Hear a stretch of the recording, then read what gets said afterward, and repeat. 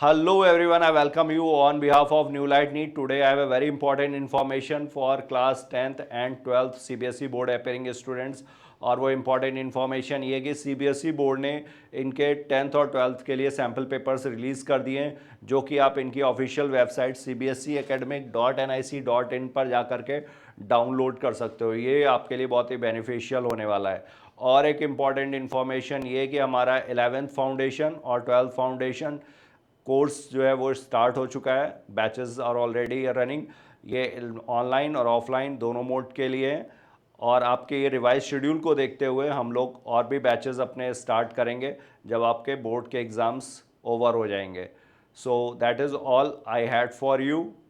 Study hard, stay protected, follow all the guidelines provided by the government, keep social distancing, अपनी स्वास्थ्य का बहुत अच्छे से ध्यान रखिए। ठीक है, all the best, have a great day.